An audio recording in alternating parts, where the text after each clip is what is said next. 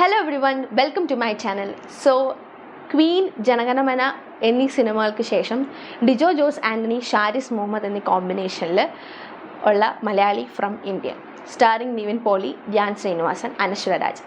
അപ്പം ഈ സിനിമയെപ്പറ്റി ഇതിന് റിവ്യൂ പറയുന്നതിന് മുമ്പ് എനിക്ക് പറയാനുള്ള കാര്യം, ഈ സിനിമയെപ്പറ്റി ഞാൻ പറയാൻ പോകുന്ന കാര്യങ്ങൾ എൻ്റെ പേഴ്സണൽ ഒപ്പീനിയൻ മാത്രമാണ്. ഞാനൊരു സിനിമ കാണുമ്പോൾ അല്ലെങ്കിൽ ഒരു സീരീസ് കാണുമ്പോൾ എനിക്കെന്താണോ ഫീൽ ചെയ്യുന്നത്, എനിക്കെന്താണോ എക്സ്പീരിയൻസ് ചെയ്യുന്നത്, എനിക്ക് എന്തൊക്കെ ജോണേഴ്സാണോ വർക്കൗട്ട് ആകുന്നത്, അതൊക്കെ ബേസ് ചെയ്താണ് ഞാൻ എപ്പോഴും റിവ്യൂ ഇടാറ്. So moving on to the review. ഈ സിനിമയുടെ ഫസ്റ്റ് ഹാഫ് എനിക്ക് ഇഷ്ടപ്പെട്ടു. It was good. ആൻഡ് ഈ ഫസ്റ്റ് ഹാഫിൽ നിവിൻ പോളിയുടെ ക്യാരക്ടർ ഗോപി ഇൻട്രൊഡ്യൂസ് ചെയ്യുന്നത് ഒരു ഹ്യൂമറിലൂടെയാണ്. ഹ്യൂമർ രീതിയിൽ തന്നെയാണ് നിവിൻ പോളിനെ ഇൻട്രൊഡ്യൂസ് ചെയ്യുന്നത്. പിന്നെ എനിക്ക് ഈ നറേഷനിൽ ഇഷ്ടപ്പെട്ടൊരു കാര്യം, ഒരു എലിയുടെ ലൈഫായിട്ട് പോകുന്ന രീതി, അതായത് എലിയുടെ ലൈഫും ഗോപിയുടെ ലൈഫും ഒരു പല രീതിയിലാണ് ഫസ്റ്റ് ഹാഫ് വരെ കാണിക്കുന്നത്. ഓക്കെ, അപ്പം ഫസ്റ്റ് ഹാഫിൽ നമ്മുടെ രാജ്യത്ത് നടക്കുന്ന ചർച്ച ചെയ്യപ്പെടാത്തതും ചർച്ച ചെയ്യുന്നതുമായ ഇപ്പം കുറച്ച് റെലവൻ്റ് ആയിട്ടുള്ള ടോപ്പിക്സ്, അതിനെ ബേസ് ചെയ്താണ് ഫസ്റ്റ് ഹാഫിലുള്ള നറേഷൻ ഫുൾ പോകുന്നത്. അതായത് രാഷ്ട്രീയത്തിൽ മതവും കൂടെ കൂടിച്ചേരുമ്പോൾ ഉള്ള പ്രശ്നങ്ങളെ, കമ്മ്യൂണൽ ഡിസ്പ്യൂട്ടുകളെ, റിലീജിയസ് ഹാർമണി നഷ്ടപ്പെടുമ്പോൾ ഉള്ള പ്രശ്നങ്ങളെ, അതുമൂലം ഉണ്ടാകുന്ന കുറേ കാര്യങ്ങൾ ഫസ്റ്റ് ഹാഫിൽ വരുന്നുണ്ട്.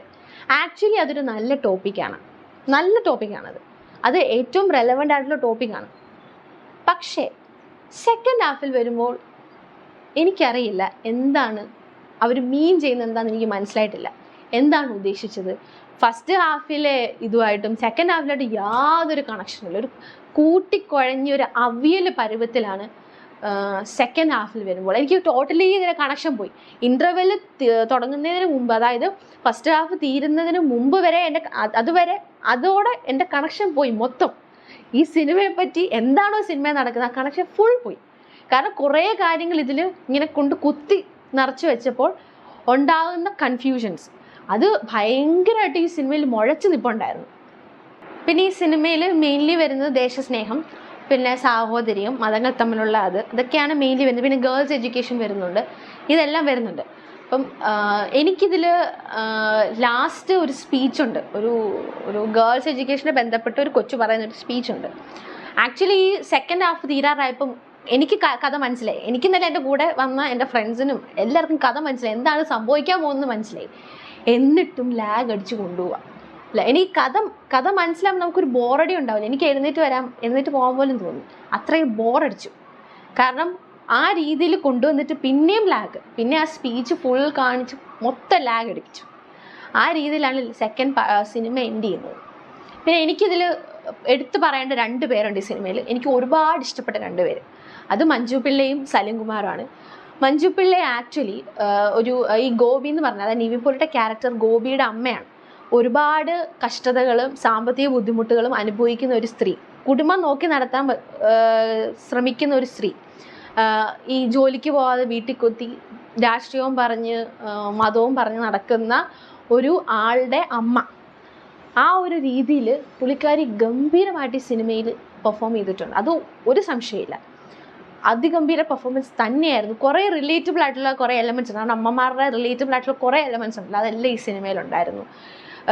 നിവിൻ പോളി, മഞ്ജു പിള്ളയായിട്ടുള്ള കുറേ ഹ്യൂമർ സീക്വൻസസ് ഒക്കെ ഉണ്ട്, അതൊക്കെ അടിപൊളിയായിരുന്നു.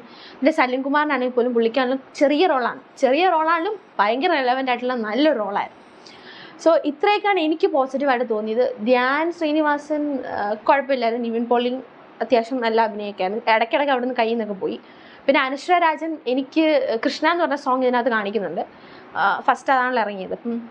അതിനകത്ത് അനശ്വര രാജന് പല സ്ഥലത്തും അഭിനയം പോയിട്ടുണ്ട്, കയ്യിൽ നിന്ന് പോയിട്ടുണ്ട്. ഫേക്കാണെന്ന് നമുക്ക് തോന്നും, അഭിനയിക്കുവാണെന്ന് നമുക്ക് തോന്നും.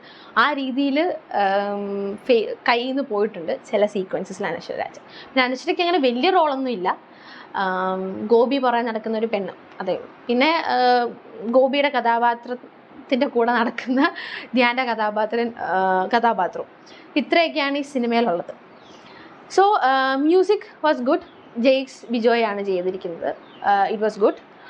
ആൻഡ് ഈ സിനിമ എല്ലാവരും പോയി തിയേറ്ററിൽ കാണണം. എല്ലാവരും പോയി കണ്ടിട്ട് നിങ്ങളുടെ അഭിപ്രായം കമൻറ്റ് ചെയ്യുക.